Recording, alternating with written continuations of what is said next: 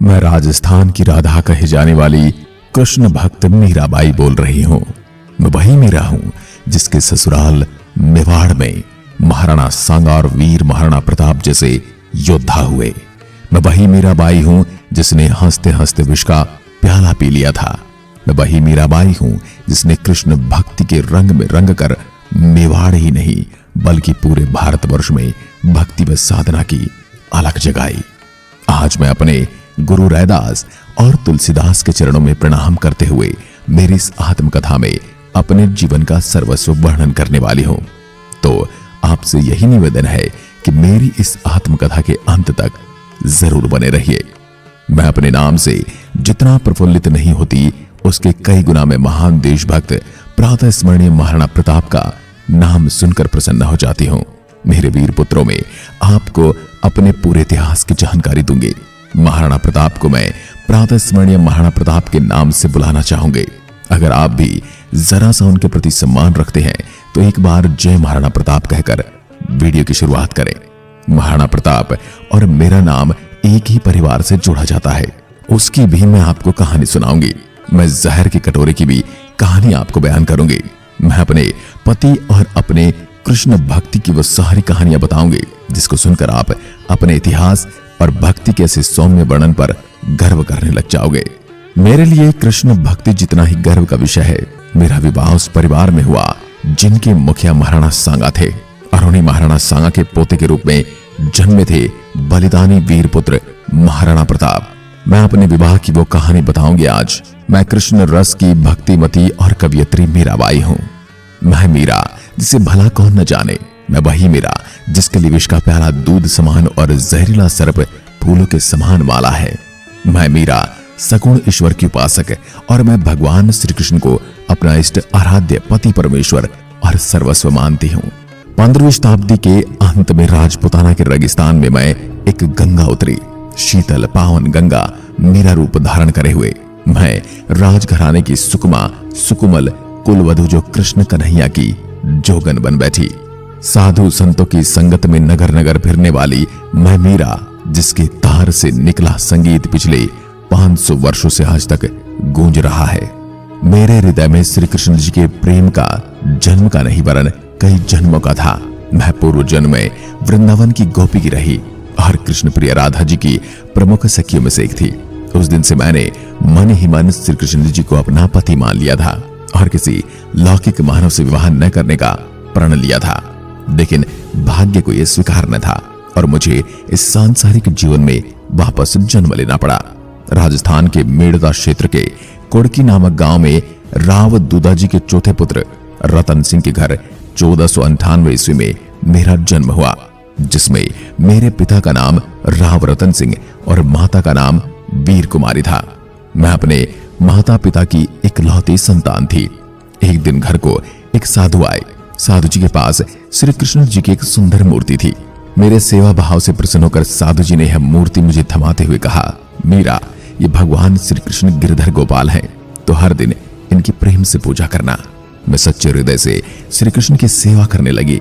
मैं दिन में कई बार मूर्ति को नहलाती, दुलारती, मूर्ति पर चंदन और पुष्प चढ़ाती, भोग लगाती, कई बार उसकी आरती उतारा करती। मेड़ता के महाराजा मेरे पिता के बड़े भाई थे। एक बार जब पड़ोस में किसी के घर बारात आई तो आसपास की स्त्रियां बालिकाएं अपनी छत पर चढ़कर देख रही थी। तब मैंने बारात के आगे घोड़ी पर चल रहे दूल्हे को देखा। अपनी मां से पूछा, मेरा दूल्हा कौन है? तब श्री कृष्ण जी की मूर्ति की ओर इशारा करते हुए मां ने कहा, यही तुम्हारे दूल्हा है बेटी। उसी दिन से मैंने श्री कृष्ण जी को अपना पति परमेश्वर मान लिया।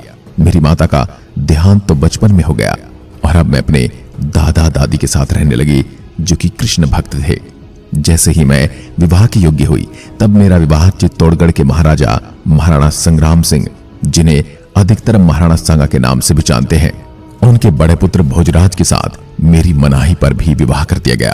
लेकिन मुझे राज्य साम्राज्य की चमक धमक, घर परिवार, इन सभी से क्या लेना देना। मुझे तो अनमोल मिल गया था, मेरा खजाना मिल गया था। जो भी मेरा सब कुछ था सिर्फ मेरा गिरधर गोपाल। न जाने मैंने उसके प्रेम संबंध को लेकर कितने तिरस्कार, कितने अपमान और कितने षड्यंत्र सहे। मेरा तो सब कुछ गिरधर गोपाल था जिसके प्रेम में पड़ी मैं राज सम्मान सब छोड़ बैठी। मैं उसी की भक्ति में भजन कीर्तन करने लगी। मेरी भक्ति की चर्चाएं दूर दूर तक होने लगी। श्री कृष्ण के प्रेम रस से भरी मेरी कविताएं भजन कीर्तन में गाए जाने लगे। मैं राग भैरवी पर इतनी पकड़ बना चुकी थी कि दिल्ली के बादशाह अकबर को मेरी भैरवी सुनने के लिए मेरा दरवाजा खटखटाना पड़ा। मेरे राग भैरवी के इस वैभव पर अकबर और साथ आए मियां तानसेन चकित रह गए। बादशाह अकबर मेरी भैरवी सुनने के लिए भिखारी के भेष बदल कर आया था और मेरा भावपूर्ण कृष्ण भजनों से इतना प्रसन्न हुआ कि चाहते समय मेरे चरणों में एक कीमती हार भेंट कर गया। मुगल बादशाह अकबर की मुझसे मिलने की खबर मेवाड़ में आग की तरह फैल गई।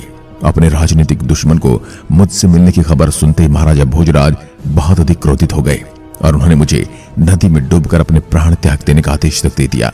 मैं उनकी आज्ञा का पालन करते हुए नदी की तरफ चल पड़ी और नदी में अपने आप को समर्पित करने लगी। तभी भगवान श्री कृष्ण प्रकट हुए और उन्होंने मुझे आदेश दिया कि मैं मेवाड़ को छोड़ वृंदावन की ओर प्रस्थान करूं। वृंदावन मेरी तपोभूमि है, वहां पर तुम शांति पूर्वक भगवान का सुमिरन कर सकोगे। मैंने श्री कृष्ण के आदेश पर वृंदावन की ओर प्रस्थान किया। वृंदावन पहुंचकर मैंने अपने गुरु संत रैदास जी से भेंट की। वृंदावन में मैं महान संत जीवा गोसाई के दर्शन करना चाहती थी, लेकिन गोसाई जी ने यह कहकर मना कर दिया कि वह किसी स्त्री की परछाई भी अपने ऊपर नहीं पड़ने देते। मैंने उन्हें संदेश भेजा कि मुझे अभी पता चला कि पूरे वृंदावन में श्री कृष्ण के अलावा और कोई और भी पुरुष है। मेरे लिए तो हर कोई इस वृंदावन में गोपी है। यह सुनकर जीवा गोसाई जी को अपनी गलती का एहसास हुआ और उन्होंने मुझसे भेंट की। बिहारी लाल जी ने कहा, कृष्ण जब होठों पर मुरली रखते हैं तो उसमें उनके लाल होठ, नीले आंखों और पीले पीतांबर की परछाई दिखाई पड़ती है और इसी तरह से हरे रंग की बांसुरी का रंग इंद्रधनुषी हो जाता है। गिरधर के प्रति संपूर्ण आत्मसमर्पण का एक इंद्रधनुष अपने सफेद कपड़े में छुपाए मैं कभी भी निकल जाती थी। कोई भय नहीं, कोई लोक लाज का बंधन नहीं। कुछ समय बीतने के बाद राजा भोजराज को अपनी गलती का एहसास हुआ और वे वृंदावन पहुंचे और उन्होंने मुझसे माफी मांगी। साथ ही मुझसे कृष्ण भक्ति में साथ देने का वादा किया। मैंने कहा, मुझे किसी भी तरह के राजपाट में कोई रुचि नहीं, परंतु मैं उनके इतने आग्रह करने पर उनके साथ वापस चित्तौड़ आ गई और उन्होंने चित्तौड़ में ही मेरी कृष्ण भक्ति के लिए मंदिर बनवाया, जो आज मेरे नाम से यानी मीराबाई मंदिर के नाम से जाना जाता है, जो आज एक प्रसिद्ध हिंदू मंदिर है जिसके दर्शन आपको अवश्य करने चाहिए। मंदिर पर कला का शानदार काम बड़ी संख्या में पर्यटकों को अपनी ओर आकर्षित करता है। मंदिर वास्तुकला की इंडो आर्यन शैली को दर्शाता है, जो उस समय बहुत प्रसिद्ध थी और आज भी भारत की सांस्कृतिक विरासत का हिस्सा है। मेरे इस मंदिर के बाहरी तरफ आपको एक सिर के साथ 5 मानव शरीर की एक नक्काशीदार मूर्ति दिखाई देगी, जो इस तथ्य का प्रतीक है कि सभी जाति और पंथ के लोग समान हैं और उनमें कोई अंतर नहीं। यह सहनशीलता की निशानी भी है। मंदिर में मेरे भगवान पति परमेश्वर श्री कृष्ण जी की एक सुंदर मूर्ति भी है। मंदिर के बाहरी हिस्से में एक छतरी है जहां मेरे गुरु रैदास के पैरों के निशान बने हैं। मंदिर में एक आध्यात्मिक माहौल है और आगंतुकों के मन में शांति प्रदान करता है। इसकी धार्मिक और ऐतिहासिक प्रासंगिकता दोनों ही इसे चित्तौड़ का एक महत्वपूर्ण स्थान बनाती है। यह सहनशीलता की निशानी है। यदि आप हवाई मार्ग से यात्रा कर रहे हैं तो मेरे मंदिर का निकटतम हवाई अड्डा उदयपुर हवाई अड्डा है और यहाँ पहुंचने के बाद आप मेरे इस मंदिर तक पहुंचने के लिए परिवहन के किसी भी स्थानीय साधन का लाभ उठा सकते हैं। चित्तौड़गढ़ रेलवे स्टेशन मंदिर का निकटतम रेलवे स्टेशन है। मेरा इस मंदिर में बैठे श्री कृष्ण की आराधना करती हुई आपके आने की राह देखूंगी। 1526 में हुए युद्ध के दौरान भोजराज की मृत्यु हो गई।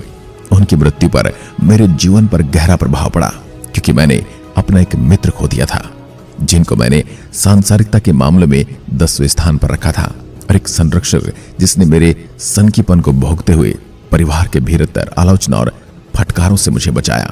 मेरे वह दिन सती प्रथा के थे। राणा राजघरानों में फैसला किया गया कि घर की सारी विधवाएं अपने आप को जौहर के हवाले करें, लेकिन मैंने इसका विरोध किया और कहा, जिसके सिर पर है मोर मुकुट श्याम वर्णीय वह गोपाल मेरा, कृष्ण मेरा, मेरा जोगी वही है, मेरा सब कुछ वही है, मेरा परमेश्वर पति वो तो अमर है, और पति के जीवित रहते मैं भला सती कैसे हो सकती हूँ। मेरा विवाह तो हुआ है उस लाडली कन्हैया से, और मैं निरंतर सुहागन हूं उस गोविंद की, जिसने मैंने खरीदा है अपने स्नेह से, श्रद्धा से, आस्था से और आत्मसमर्पण से। इस घटना के बाद मुझ पर ससुराल वालों ने जुर्म करने आरंभ कर दिए। बाबर और राणा सांगा के बीच आगरा से 60 किलोमीटर पश्चिम में खानवा का युद्ध 1527 में 16 मार्च को उत्तरी भारत की सत्ता हासिल करने के लिए हुआ, जिसमें ससुर राणा सांगा का भी देहांत हो गया। राणा विक्रमादित्य चित्तौड़गढ़ के राणा बने। जब राजमहल में सहयोग देने वाला कोई न था, विक्रमादित्य ने मुझे मारने के कई प्रयास किए। मेरे पास एक विष का प्याला भेजा गया। मैंने अपने भगवान श्री कृष्ण को प्याले के प्रसाद का भोग लगाया और फिर खुद ग्रहण कर लिया। विष का प्याला अमृत बन गया। फूलों की टोकरी में जहरीला सांप मेरे कक्ष में भेजा गया, लेकिन जैसे ही मैंने टोकरी खोली, सांप फूलों की माला बन गया और ऐसे कई प्रयास मुझे मारने में विफल रहे। मेरे प्रिय कृष्ण जी मुझे हमेशा बचाते रहे। मुझ पर जुर्म बढ़ते चले गए, पर मेरी कृष्ण की भक्ति कम न हो पाई और दिनों दिन बढ़ती चली गई। श्री कृष्ण की भक्ति में लीन मैंने महाकवि तुलसीदास जी को पत्र लिखा, जिसमें मैंने तुलसीदास जी से सलाह मांगी कि मेरे परिवार वाले मुझे श्री कृष्ण की भक्ति छोड़ने के लिए मजबूर कर रहे हैं, लेकिन वह तो मेरी आत्मा और रोम रोम में बसे, भला भक्ति छोड़ना मेरे लिए प्राण त्यागने के बराबर है। कृपया से असमंजस से निकलने के लिए कोई सलाह दें और मेरी सहायता करें। तुलसीदास जी ने जवाब देते हुए कहा, जिस तरह भगवान विष्णु की भक्ति के लिए प्रहलाद ने अपने पति को छोड़ा, राम भक्ति के लिए विभीषण ने अपने भाई को छोड़ा, बाली ने अपने गुरु को छोड़ा और गोपियों ने अपने पति को छोड़ा, उसी तरह तुम भी अपने सगे संबंधियों को छोड़ दो जो तुम्हें और श्री कृष्ण के प्रति तुम्हारी अटूट भक्ति को नहीं समझ पाएंगे। मैंने महल छोड़ने का निर्णय लिया और अपने कुछ भक्तों के साथ वृंदावन तीर्थ यात्रा पर निकल गई। वृंदावन जिसे ब्रज का हृदय कहते हैं, मथुरा शहर से सम्मिलित वृंदावन मथुरा से 15 किलोमीटर की दूरी पर स्थित है। वृंदावन भारत के उत्तर प्रदेश राज्य के मथुरा जिले में स्थित एक महत्वपूर्ण धार्मिक एवं ऐतिहासिक नगर है। वृंदावन भगवान श्री कृष्ण की लीला से जुड़ा हुआ है। यह स्थान श्री कृष्ण की कुछ अलौकिक बाल लीलाओं का केंद्र माना जाता है। यहाँ विशाल संख्या में श्री कृष्ण और राधा रानी के मंदिर हैं, जहाँ श्री कृष्ण ने अपनी दिव्य लीलाएं की थी। इस पावन भूमि को पृथ्वी का अति उत्तम तथा परम गुप्त भाग कहा गया है। पद्म पुराण में से भगवान का साक्षात शरीर पूर्ण ब्रह्म से संपर्क का स्थान तथा सुख का आश्रय बताया गया है। वृंदावन की प्राकृतिक छटा देखने योग्य है। यमुना नदी ने इसको तीनों ओर से घेर रखा है। जिस समय यहाँ के सघन कुंजों में भांति भांति के पुष्पों से शोभित लता तथा ऊंचे घने वृक्ष मन में उल्लास भरते थे। बसंत ऋतु के आगमन पर यहाँ की छटा और सावन भादों की हरियाली आंखों को शीतलता प्रदान करती थी। मैं साधु संतों के साथ हरि कीर्तन करते हुए अपने समय व्यतीत करने लगी। पति के परलोकवास के बाद भी मेरी भक्ति दिन प्रतिदिन बढ़ती चली गई। मैं मंदिर में जाकर वहां मौजूद कृष्ण भक्तों के सामने कृष्ण जी की मूर्ति के आगे नाचती रहती थी। जहां भी जाती वहां लोगों का सम्मान मिलता। लोग सम्मान और प्यार की भावना से देखने लगे। मैंने साधु संतों के मुख से सत्संग में सुन रखा था कि श्री कृष्ण अपना वृंदावन धाम छोड़कर मथुरापुरी चले गए थे। मथुरा के बाद पांडवों के साथ इंद्रप्रस्थ जाकर रहने लगे थे। कालांतर में कौरव पांडवों के बीच महाभारत का युद्ध हुआ। इसके बाद श्री कृष्ण ने द्वारिका गमन किया और द्वारिकापुरी को ही अपनी राजधानी बनाया। वृंदावन धाम में कृष्ण कन्हैया के साकार दर्शन नहीं किए थे, इसलिए मैंने सोचा मुझे द्वारिकापुरी चले जाना चाहिए। वहां मेरे गिरधर गोपाल रहते हैं, वहां मुझे उनके दर्शन होंगे। यह सोचकर मैंने द्वारिका की यात्रा प्रारंभ की। द्वारिका भारत के गुजरात राज्य के देवभूमि द्वारिका जिले में स्थित एक प्राचीन नगर और नगर पालिका है। द्वारिका गोमती नदी के और अरब सागर के किनारे ओखा मंडल प्रायद्वीप के पश्चिमी तट पर बसा हुआ है। यह हिंदुओं के 4 धामों में से एक है और सप्तपुरी में से भी एक है। गोमती के दक्षिण में 5 कुएं हैं। निष्पाप कुंड में नहाने के बाद यात्री इन 5 कुओं के पानी से कुल्ला करते हैं, तब रणछोड़ जी के मंदिर की ओर जाते हैं। रास्ते में कितने ही छोटे मंदिर पड़ते हैं। कृष्ण जी, गोमती माता और महालक्ष्मी के मंदिर। रणछोड़ जी का मंदिर द्वारका का सबसे बड़ा और सबसे बढ़िया मंदिर है। भगवान कृष्ण को उधर रणछोड़ जी कहते हैं। सामने ही श्री कृष्ण भगवान की 4 फुट ऊंची मूर्ति है। यहाँ चांदी के सिंहासन पर विराजमान है। मूर्ति काले पत्थर की बनी है। हीरे मोती इसमें चमचमाते हैं। सोने की 11 मालाएं गले में पड़ी हैं। कीमती पीले वस्त्र पहने ईश्वर वहां बैठे हैं। भगवान के 4 हाथ हैं। एक में शंख, एक में सुदर्शन चक्र है, एक में गदा और एक में कमल का फूल। सिर पर सोने का मुकुट है। लोग भगवान की परिक्रमा करते हैं और उन पर फूल और तुलसी दल चढ़ाते हैं। चौखटों पर चांदी के पत्थर मड़े हैं।